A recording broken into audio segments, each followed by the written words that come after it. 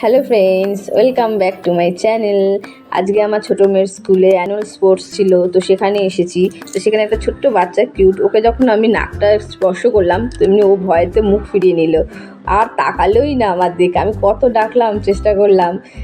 এদিকে আমার মেয়েরা সব বন্ধুরা একসাথে বসে আছে, আর ভীষণ রোদ, অত বড় মাঠ, ফাঁকা মাঠে কোনো ছাওয়া নেই, কিছু নেই, ভীষণ রোদ লাগছিল। তো মেয়েকে আমি ছাতা দিয়ে দিলাম, যে একটা ছাতার তলায় মোটামুটি সবাই 3-4 জন হয়ে গেছে, সবাই বসেছে এবং একটা ছাতার মধ্যে আনন্দই করছিল।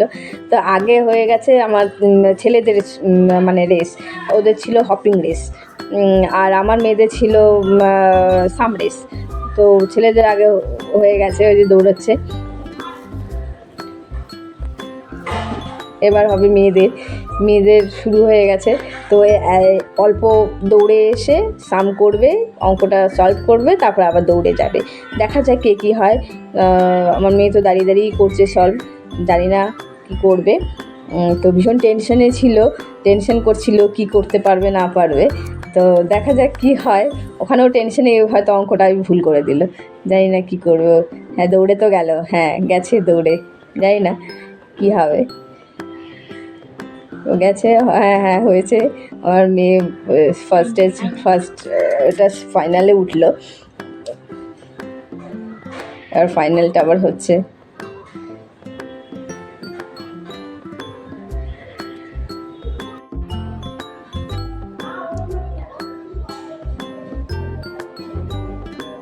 আমার মেয়ে ফার্স্ট হয়ে গেছে ও। তো দিদিমণিরা ওদের ধরে নিয়েছে ফার্স্ট, সেকেন্ড, থার্ড।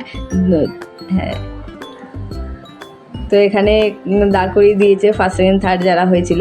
তো আমার মেয়ে ফার্স্ট হয়েছে, ওই যে ওর বেস্ট ফ্রেন্ড যে সে হয়েছিল সেকেন্ড, আরেকজন হতে পারেনি, তো সে খুব দুঃখ পেয়েছিল। তো স্কুলে যে ফার্স্ট গার্ল সে থার্ড হয়ে গেছে, আর ফার্স্ট হয়েছে দুজনে বেস্ট ফ্রেন্ড, দুজনেই ফার্স্ট আর সেকেন্ড হয়েছে। এবারে আমরা বাড়ির দিকে যাচ্ছি, আর মেয়ে তো মেডেল দেখাচ্ছে বারবার, আর খুব খুশি, সবচেয়ে বড় মেডেল পেয়েছে ও এতদিনে, খুব খুশি হয়েছে। Tata, bye bye.